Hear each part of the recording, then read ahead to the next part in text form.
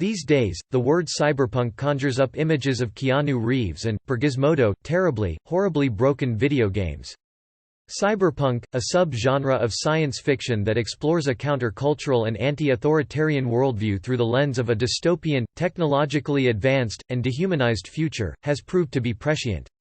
It took Ryan Reynolds a long time to make it to the very top of the A-list, but now that he's reached it, he finds himself as one of the highest-paid talents in Hollywood, second to only his BFF Dwayne Johnson, and one of the most in-demand leading men around.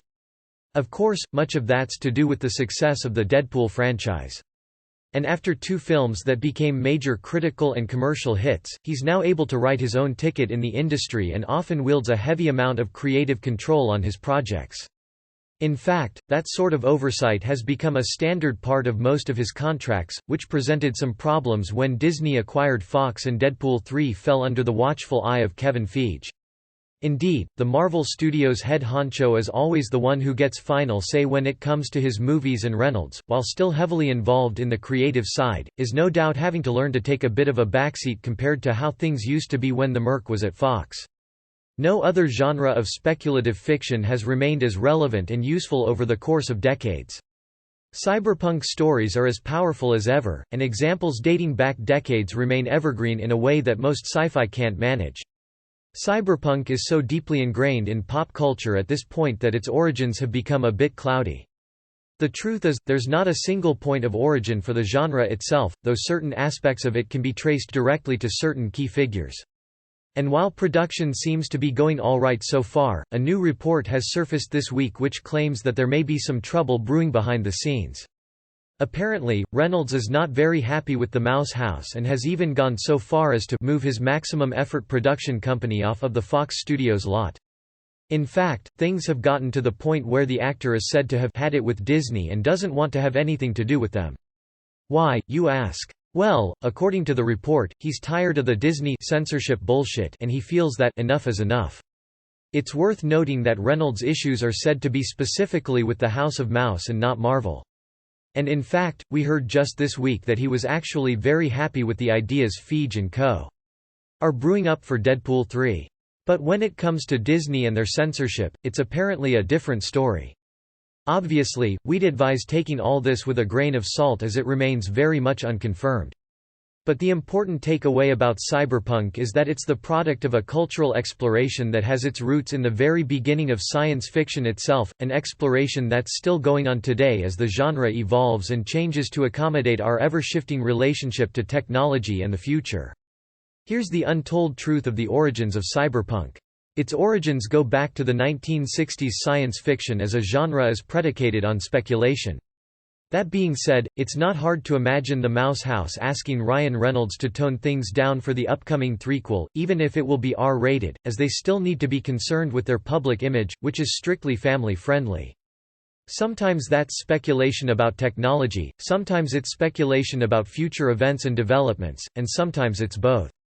As noted by the Encyclopaedia Britannica, cyberpunk's themes of distrust in technology go way back to the earliest days of science fiction. In any case, hopefully the two parties can work things out and Deadpool 3 will be every bit as enjoyable as what came before. As the 20th century made technology's impact on our lives increasingly unavoidable, that speculation turned darker.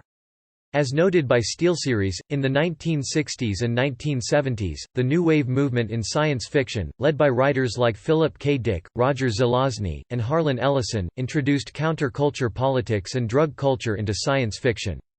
The pace of technological advancement and the sense of unease people had with a world that seemed inundated with computers, automation, and weapons of mass destruction were a perfect fit with these underground concepts, leading to an increasing presence of dystopian futures in the genre, futures where technology, drug culture, and loss of humanity figured prominently, a shift away from the general optimism about the future found in previous eras of sci-fi.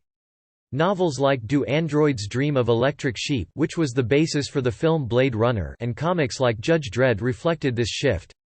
Short stories codified it until the 1980s. Cyberpunk didn't exist as a cohesive genre. While all the disparate threads that would come to define cyberpunk existed, they had yet to be categorized, mainly because there was no category. In the early 1980s, two short stories clarified the fact that this wasn't just a loose collection of themes and tropes, but rather a distinct sub-genre of science fiction.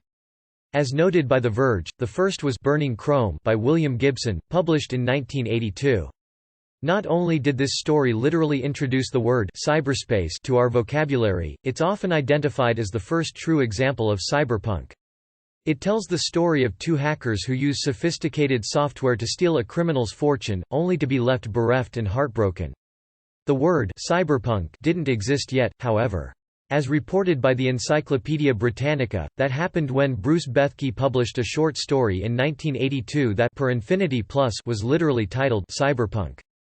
According to Neon Dystopia, Bethke purposefully invented the word to describe a future generation that would combine the nihilism and violence of angry teenagers with technical proficiency.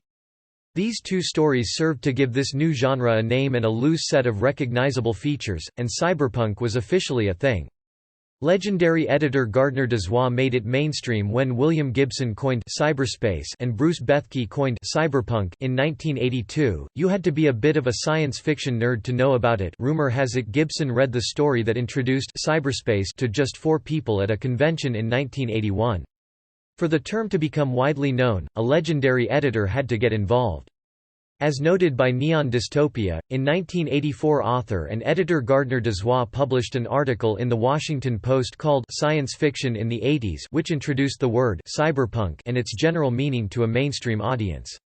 Dozois had the authority to make people notice. Aside from his own writing, he'd founded the year's best science fiction anthologies and was the editor of the respected Asimov's science fiction magazine.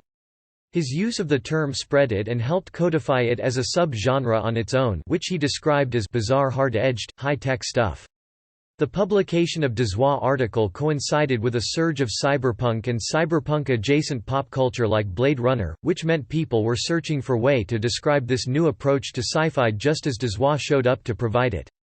William Gibson made it a subgenre until 1984. Cyberpunk remained a relatively minor movement in science fiction, and hadn't become a broadly known term. It took the publication of another William Gibson novel to solidify cyberpunk as a permanent fixture in pop culture. As Encyclopaedia Britannica tells us, the success of his 1984 novel Neuromancer brought cyberpunk to everyone's attention. As noted by The New Yorker, it's difficult to overstate the influence of Neuromancer.